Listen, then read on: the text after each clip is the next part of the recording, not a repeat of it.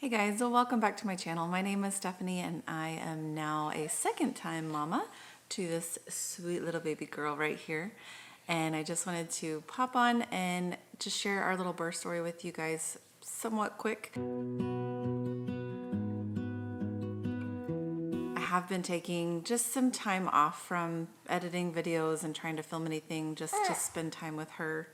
So this is our sweet Kennedy Elizabeth. She was born 7 pounds 3 ounces on April 16th. And she's just been super chill for the most part, and which has been really nice in transitioning with a toddler and going from 1 to 2 and all of those things. So I was supposed to get induced on April 16th, which was a Tuesday. And I got a phone call from my doctor that on Monday afternoon that said, hey, we're going to bring you in tonight at 10 instead of tomorrow morning to get induced. And it was only a few hours. You wouldn't have thought that that would have made a huge deal, but it just completely threw me through a loop. After I got off the phone with the doctor, I was like, oh wait, I wonder if I'm supposed to be able to can I eat and drink still or what? Because they had told me not to eat or drink anything after 8 or 9 o'clock Monday night, assuming I was getting induced Tuesday morning. So called the labor and delivery at the hospital and they said, no, you need to eat something right now, because I think it was about 1:30 in the afternoon. And they were like, no, you need to eat something right now, drink some water, and you're done. And I was like, oh, geez, really?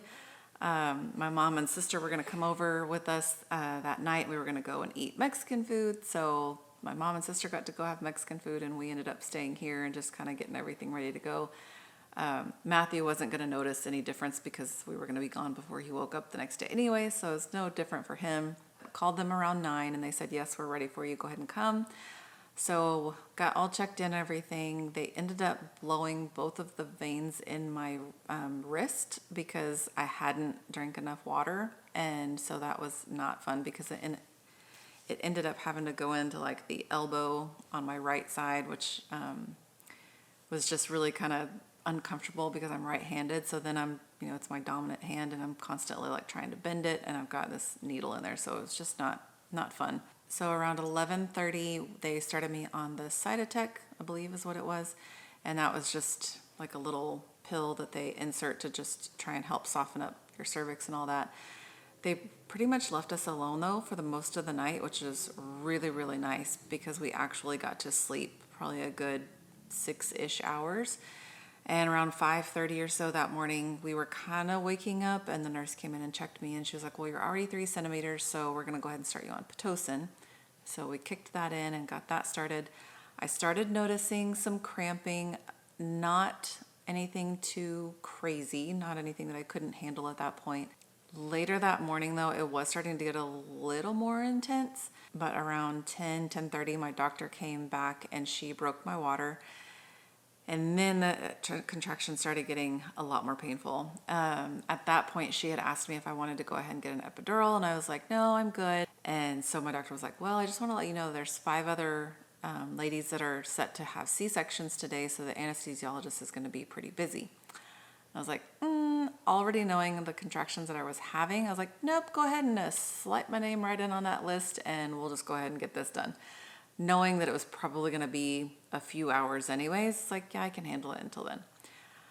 Oh, it was probably the longest 2.5 hours until the anesthesiologist came in and finally got it done at 1. My mom had come up there after she dropped Matthew off at daycare. My sister was actually already up there. She came up there late that night, or Monday night, and because she was going to be in labor and delivery with us when we had Kennedy. And so they were all just kind of hanging out, and we were watching a movie, and the movie got over, and my contractions were getting so intense, and my husband was like, are they hurting? And I was like, yeah, they're hurting pretty bad. And he's like, you can show it. You don't have to be so strong. And that, talking about it just kind of makes me a little emotional. But once he finally told me that I could show it, I just started kind of embracing it, I guess, in a way. And oh my gosh, it was night and day compared to Matthew. I never felt really a strong contraction with him, even though I labored for quite a while before we ever even got an epidural. And it was nothing compared to this. The contractions were so intense that to the point where I was crying. I told them to turn the TV off. I asked my husband to get the little speaker that we had brought and just turn on my playlist and just let me kind of just be.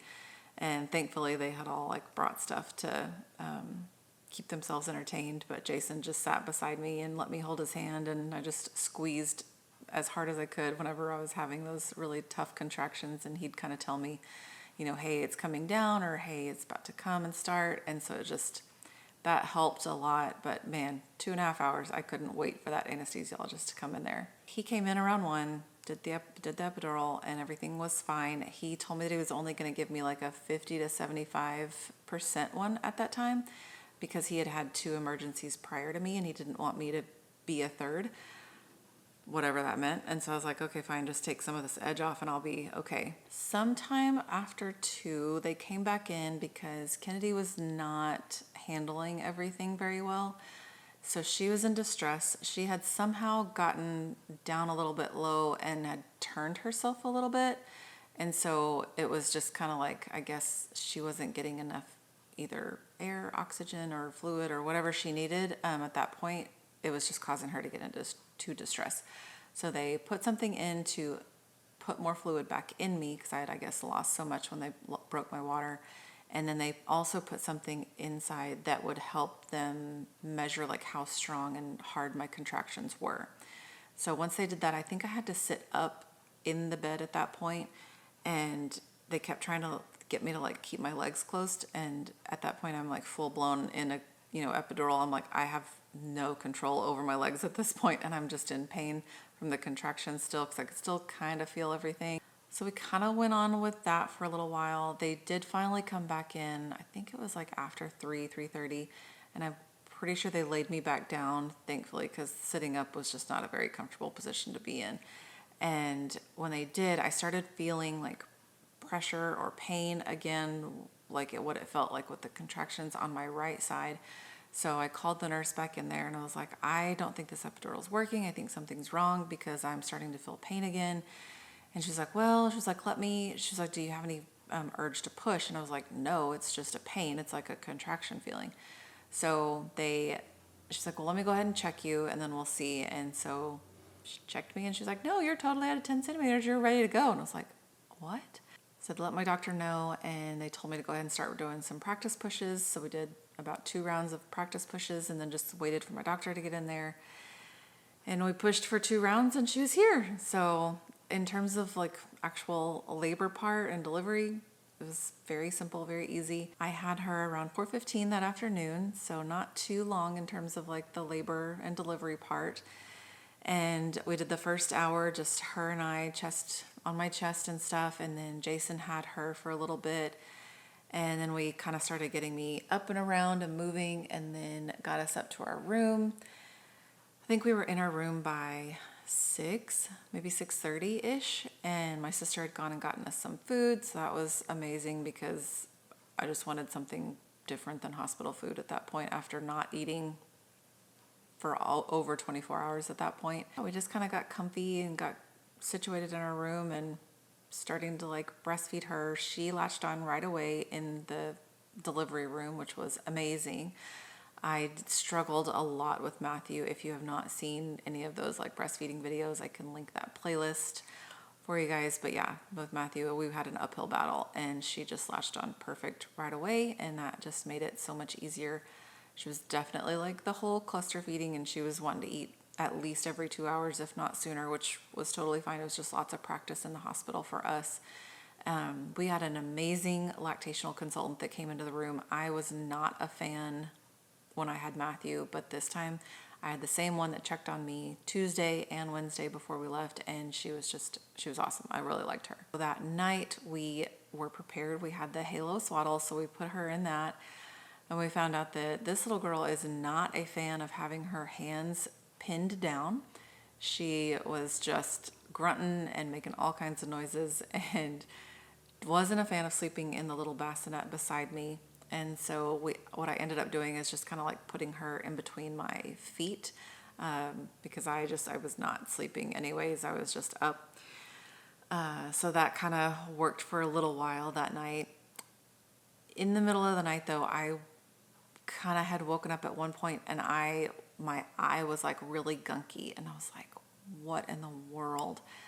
And I've had pink eye enough to know what it feels like, and I knew I had it. I was like, what in the world? Where and how would I have gotten this? The only thing we can think is that right whenever I delivered her, they put her immediately on top of my chest, and I'm obviously like holding her and touching her, and she's still like, all the gunk is still on her and everything. And I'm sure at that point I had like touched my eyes or whatnot because I was crying. And that's the only thing we can think of, is that that's how I got it. So maybe word to the wise, if you are pregnant and you're about to deliver your little one, just kind of make sure you wash your hands, I guess, before you wipe your eyes if you're crying and you are wanting to do that immediately, like skin to skin.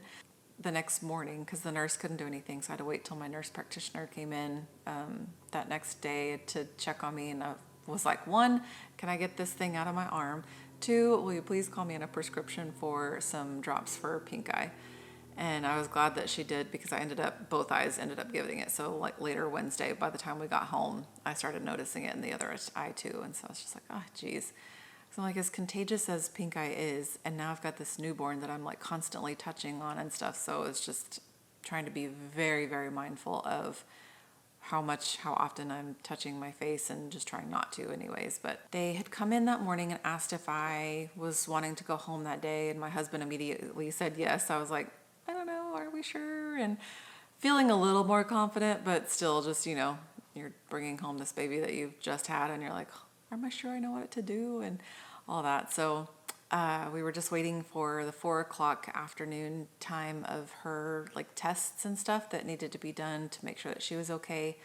I know they did her hearing test earlier on Wednesday. They were checking her for jaundice. I know they had to do the heel prick thing and some other test, and I cannot remember what it was, but we were just waiting for all that to happen. And she passed everything with flying colors, and so they let us go home. So yeah, we were back home within 24 hours of me having her, and I was so excited and so nervous to bring her home and meet Matthew, because I didn't want Matthew to come up to the hospital. Just from the experiences that we had had, I think I've mentioned this on a couple of videos, but he does not or did not do well seeing me. Like when we did the sonograms and stuff like that, just freaked him out, I think. And so I just told my mom, I said, do not bring him up here. We'll see him when we get home. Thankfully, it was only, for a day. And as soon as we got here, I've seen like the reels on Instagram and stuff where they're like, oh, as soon as you bring your baby home, your firstborn he won't be a baby anymore. I cannot agree with that more, because yeah, seeing him after seeing her, he just looked like a giant, and he looked like a big kid, and he wasn't my baby anymore. And it just broke my heart and made me so happy at the same time. He was so excited. As soon as we sent my mom some pictures, he was wanting to like hold her and touch her face and touch her eyes and through the camera and stuff. And so when we got here, that was the first thing that he wanted to do. He wanted to hold her. And so we got him on the couch and we put the little boppy pillow on him. And I think I have some pictures. I can upload those and show you.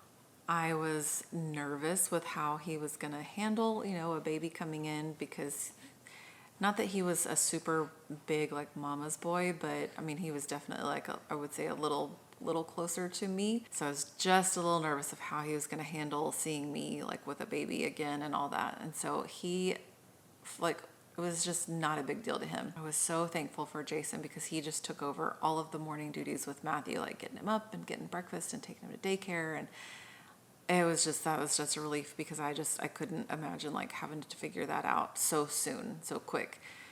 And that just seeing them every morning together just would melt my heart and just make me so happy, because they grew so close in those like first 2 to 6 weeks. But it's funny, so we'll say, oh, hi, beautiful girl, or hi, little mama. And he now will say that, and he'll come up and get in his tower and see her on the counter, or he'll be like, hi, little mama. Or if she's crying, he'll run over to her and, Kennedy, are you okay? And he'll try and give her passy. And it's just, again, it just melts my heart, and just is the best little feeling to watch them together. And I just pray every day that they have a close relationship as they continue to grow together. I feel like I kind of swapped a couple of good things from Matthew and good things with her, and they just kind of swapped places. So Matthew, once we figured out that we needed to swaddle him, he slept fine in his bassinet. Kennedy did not want to be laid down on her back. She did not want to be swaddled. And so that resulted in me just kind of sitting in the recliner with her for the first like 2 weeks, and just so that I could get an ounce of sleep, which made me a zombie. And I felt like a zombie. I probably looked like a zombie, and I was like, we gotta figure something else out. So we had, my dad and stepmom were in town, and once they left, I was like, okay, I'm gonna be consistent with this, and we're gonna swaddle her for this entire week and see how it goes. And if it just doesn't work, then I'll do something else and we'll try something different. But I was like, I can't try this one night and then not another, and say, oh, this doesn't work. So I was gonna be consistent for 1 week. And doing so, like, she finally would sleep at least, she was definitely an every 3 hours up kind of eating person, and which was fine. And breastfeeding was so much easier with her. That was the other thing that they kind of swapped, because it was hard with Matthew. We would have to do a bottle at night, and then I would have to stay up and pump, and I didn't sleep a whole lot with him. Her, I could, just very easily breastfeed her and then go back to bed with her, as she went back to bed. So other than the sleeping thing with her, that was really the only, I would say, hard part. She has started giving me some bigger stretches, so she is right at 8 weeks now, and we moved her into her room over the weekend, so she's been in there for about 3 days now, and she's sleeping great. She was going up between like 1 and 2 in the morning in the bassinet in our room, and it just kind of, for Jason and I's sake, I just decided, I was like, I'd already told myself I was going to move her between 6 to 8 weeks. So we were pretty close to it.